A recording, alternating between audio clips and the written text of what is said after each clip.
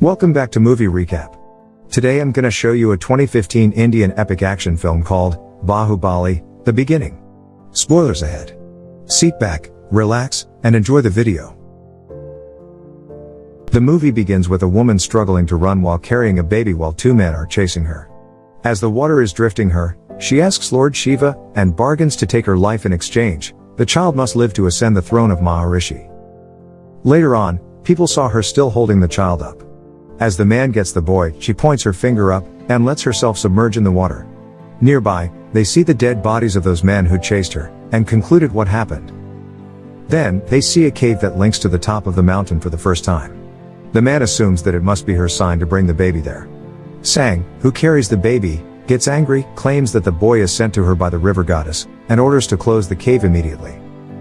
Years later, the boy wonders about the top of the mountain and gets interested in going up there, so she scares him about it to avoid him from going up there.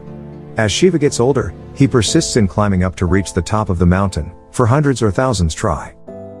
Meanwhile, his mother follows Sage's advice to do the ritual by collecting water from the waterfalls, and pouring it repeatedly to make Lord Shiva answer her prayer, mainly to stop his son from climbing up. To his annoyance, he confronts the sage, and smashes the Lord Shiva stone representation that shocks everyone. He carries the stone all the way to the waterfalls, and the people follow him with astonishment. After they rejoice, he finds a wooden mask that fell from above. Then, his mother Sang, is delighted and grateful to the sage, that her prayers are answered. However, his attention is now diverted to the wooden mask. Shiva is too curious about the wooden mask, and its purpose. Unexpectedly, he created a face on the sand using the wooden mask, and he continues to complete the image of a woman. Then, he runs towards the waterfalls, where a gorgeous woman awaits him. He then follows her and faces various obstacles, where the woman shows and vanishes simultaneously. He continuously follows her, which tests his determination and perseverance. Unexpectedly, as he follows the woman, he finally reaches the top of the mountain. Meanwhile, he sees a woman named Avantika being chased by men. He then follows them, he hides, and sees them getting killed one by one. Avantika sees a remarkable necklace worn by one of them. He hides and follows Avantika and other men to their hiding place. Then, she reports to their chief about the necklace's owner as he has attained martyrdom. It angers their chief when one of their men tries to shed tears. He reminds them of their oath, and that their queen Devasana is being imprisoned. Then, they wear their wooden mask, and recite their pledge. After that, Avantika wonders if they can ask for Kappa's help since he is a good man, but the chief thinks that Kappa is a slave to the throne of Maharishi and will not be able to help them. Meanwhile, a man named Slam is endorsing a sword which Kappa refuses. That triggers Slam, and challenges him to test the sword instead for a duel. He is amazed by Kappa, and is surprised to know that he is enslaved. He offers to buy his freedom instead, but Kappa is a loyal servant and believes that their words live on even his ancestors who took that pledge to serve the throne. That night, as the woman put her hand in the water, the sun draws on it with a spot of ink without being noticed. Then, Avantika hurries to the meeting. The chief appoints Avantika to the plan of rescuing the queen. However, the chief notices the drawing on his hand that indicates her focus on beauty. He is about to reject her when she uses her tears to symbolize her extreme desire and worthiness, and make the chief feel her sincerity. The scene shows the kingdom where men or warriors are torturing the people. Then, there is the king named Baladeva. The bull suddenly slips away from being tied, and runs towards Baladeva.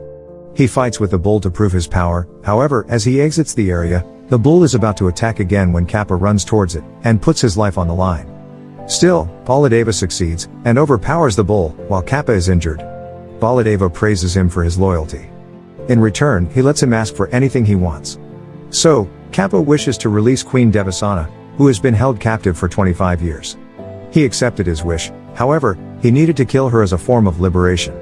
Otherwise, she will be kept there until she dies. Devasena is shackled. The king, Baladeva, despises her. He expresses his hatred towards what the queen did in the past. For choosing another man over him, who cannot even help her right now, pronounces that Maharishi has forgotten that man. After that, they leave her feeling devastated. In the evening, Devasena makes herself busy picking up the tree branches on the ground. Then, Kappa comes, persuading her to accept it to be freed. But she refuses as she believes that her son will go and be the one to set her free. They all think that her son has died, but she is determined. Unexpectedly, Kappa triggers her about her picking twigs like a madwoman. To his surprise, she reveals that it is a funeral pyre for Balaladeva. Meanwhile, Avantika went back to the river to catch who tattooed her hand that night. They plan to look for him. Avantika is positioned in the tree without knowing that Bala is behind him. Then, he releases a snake to stop her from moving while he tattoos her on her shoulder without being noticed. Afterward, the woman notices her shoulder, which provokes her to look for the culprit.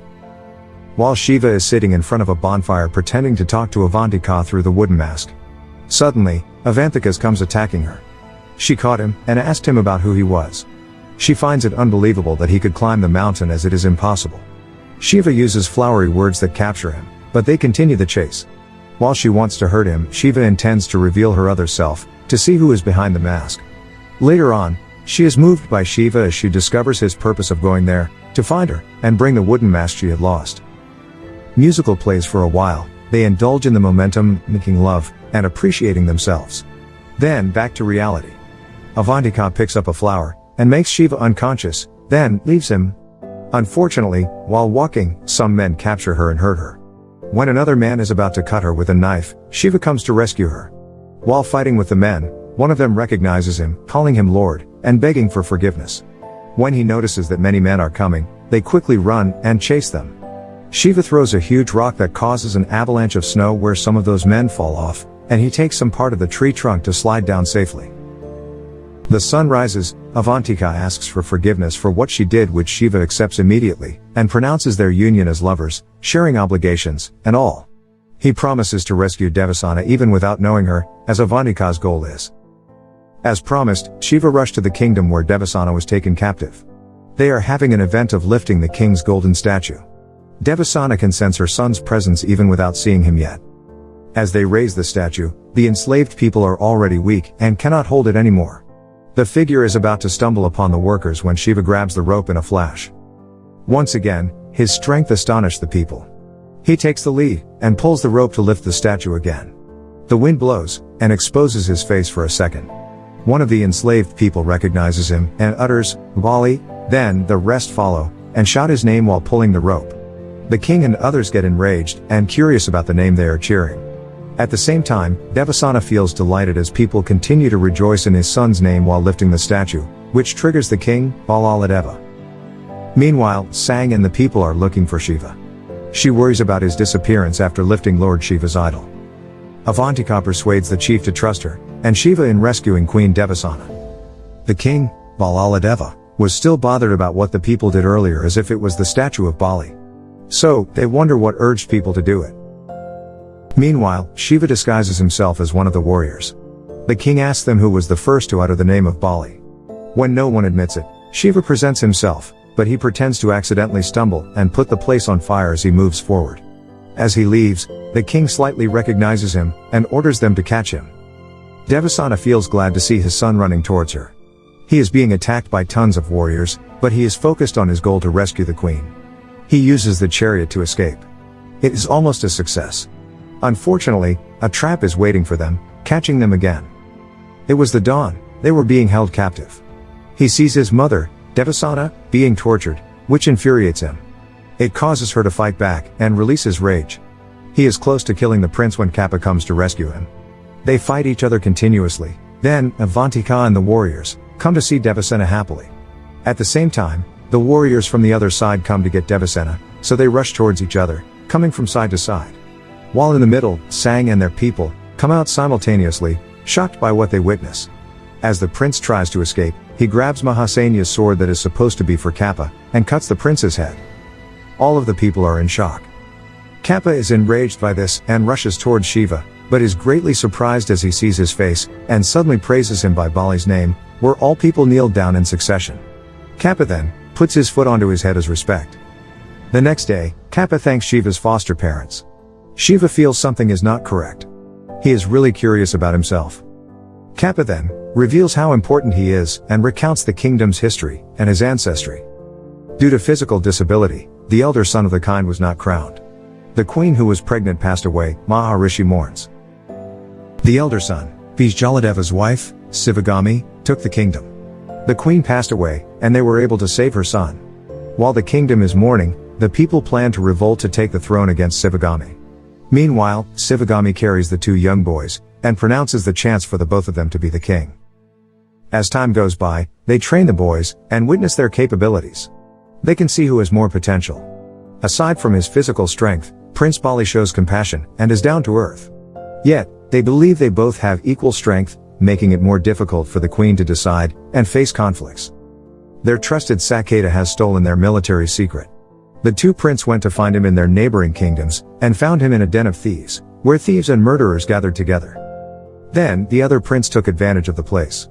He enjoyed the moment, drowned everyone with booze, and enjoyed the company of women. They successfully found the man. He tried to jump off instead of being tortured, so Bali wanted to prevent him, while Bala let them fall to kill Bali. Suddenly, Kappa and other men came, so he did not go with his plan, and saved Bali instead. They planned to attack the kingdom to which the Saketa had sold their military secrets, the Kalakia kingdom, which is brutal. They proceed with their plan to attack and defend their kingdom against the enemies. They also took that chance to help them decide who would be the next king, who would successfully kill the enemy's chief. Kappa noticed that the distribution of the armies and the tools was unequal and favored Bala. The day of the battle. The armies assembled in their places, and introduced the two princes by doing the ritual before the war. Bali displayed his compassion once again by not conforming to offering an innocent animal. Before the battle started, they confronted the chief of the opposition, who pronounced his plan if he would not be killed by the prince, which made the queen infuriated. Then, they began the battle. They all assembled their weapons and positioned to attack. While massive armies of the enemy were running towards, Prince Bala signaled, and used their long-ranged weapons, and bombed them. Next, Bala made his turn, and sent the cloth to cover the enemies, and burn them, which lost many of the enemies. The enemies continued to advance. They went closer, and the two princes brawled with enemies. While Bali uses his strength, sword, and bows to kill the enemies one by one, Bala is given the advantage of using an advanced tool to destroy the many. They saw their people being used as a barricade as they reached the chief's location. Bali was able to save them while attacking the enemies, compared to Bala, who continued to attack them, harming their innocent people. Meanwhile, the enemies attacked their defense and raised their flag. The enemies made their way and killed a lot of their warriors. They were almost losing their hope when Bala encouraged them with his word of wisdom. He revitalized their spirit to continue fighting, and showed the enemy their wrath. They continued to attack the enemy, and finally reached the chief. Bala fell on his chariot as the chief struck him, so Bali went back at him. He fought with the chief, and threw the people at him. They continued to duel, and almost killed the chief, and dragged the chief, which caused his people to back out. When he was about to kill the chief, Bala took over, and struck him instead to steal the credit for killing the chief. Right after that, Queen proclaimed his son, Bala, as the armed forces commander while Bali was the king, which flattened the people except for his husband. It turns out that the decision of the queen was unprejudiced. She weighed the considerations clearly which Bali fitted as a righteous man. Then, the flashback ended. After hearing about the story, Sang and their people were utterly amazed, and hoped to see Bali. However, Kappa reveals that Bali was stabbed in the back, physically, and literally, by himself. The ending revealed that Shiva is the lost son of the great Bahu, Bali, the strong and righteous man. Meanwhile, the surprising loyalty of Kappa to serve did not rest for their people, but even with the traitors of the kingdom, which made him become one of them, as a servant, by killing King Bali. Thank you for watching. Subscribe for more videos like this to help the channel out. Have a nice day.